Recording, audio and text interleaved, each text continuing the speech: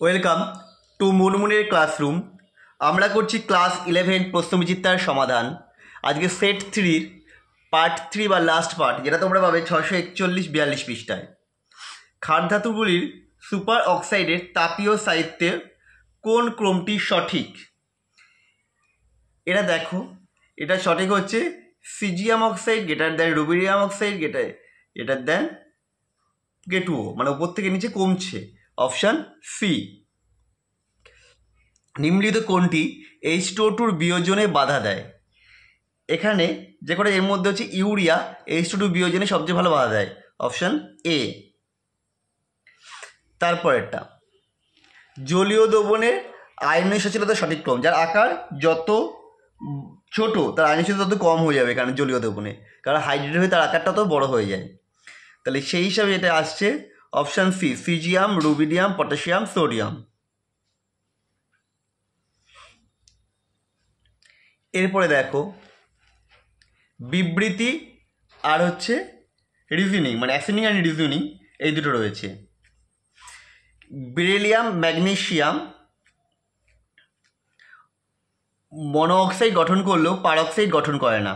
অপরদিকে বেরিয়াম এবং SR monoxide peroxide উভয় গঠন করে। এটা সত্য, সঠিক। বলছে আকারে বড় ক্যাটায়ন আকারে বড় অ্যানায়নকে স্থায়িত্ব দেয়। অবশ্যই, সেই কারণেই তো এরা মনোঅক্সাইড গঠন করে, আর এরা মনোঅক্সাইড পারঅক্সাইড দুই গঠন করতে পারে। দ্যাট মিন্স অপশান এ হবে, এ ও আর উভয়ই সঠিক, এবং আর হলো এর সঠিক ব্যাখ্যা। That means option A. চলো আমরা চলে যাই পরেরটাতে। নিচের কোন হ্যালাইডগুলি, নিচের কোনটি বোরন হ্যালাইডগুলির লুইস অ্যাসিডের তীব্রতার সঠিক ক্রম? এটার অপশন হচ্ছে আয়োডাইড, তারপর হচ্ছে ব্রোমাইড, তারপর হচ্ছে ক্লোরাইড, তারপর হচ্ছে BF3। কেন না, এরা হচ্ছে আকার সব থেকে লুইস কম অ্যাসিড, কারণ ফ্লোরন যে ইলেকট্রনটা টেনে নিচ্ছে সেই ইলেকট্রন আবার ব্যাক করে দিচ্ছে আকার ছোটো হওয়ার জন্য, সেই জন্য এটা কমে যাচ্ছে লুইস অ্যাসিডের। That means option C. পরেরটা, ঘরের উষ্ণতায় বোরিক অ্যাসিড কঠিন, কিন্তু BF3 একটি গ্যাস। কারণ কি?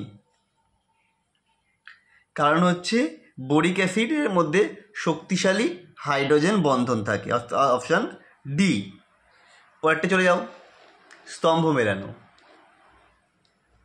এ স্তম্ভের সাথে বিস্তম্ভ। জলীয় দ্রবণের দুর্বল একক্ষারীয় অ্যাসিড হচ্ছে অর্থোবোরিক অ্যাসিড, মানে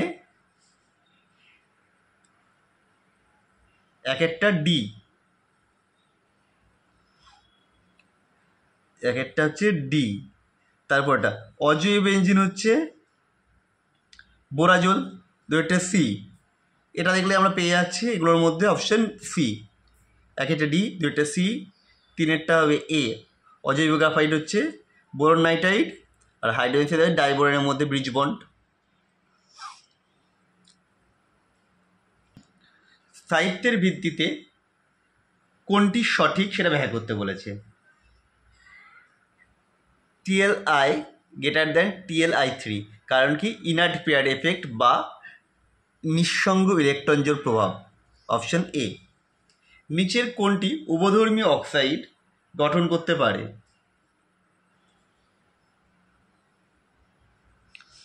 এটা হচ্ছে FnO2 উভধর্মী অক্সাইড গঠন করতে পারে। এ দুটো আম্লিক। পরেরটা, বিবৃতি SiCl4 আদ্য বিশ্লেষিত হয়, CCl4 হয় না। এটা সঠিক। SiCl4 এর সমযোজী চরিত্র CCl4 এর চেয়ে বেশি না, এটা কোনো কারণ নয়। তার মানে অপশান এ সঠিক, কিন্তু অপশান আর সঠিক নয়। মানে সরি, অপশান এ মানে এ বিবৃতি সঠিক আর রিজনিংটা সঠিক নয়। অ্যাসিডিং রাইট। কোন আয়নটি চেন সিলিকেটে উপস্থিত? SiO3 2- হলেন। Option C. আমাদের ভিডিও কেমন লাগলো অবশ্যই কমেন্ট করে জানিও।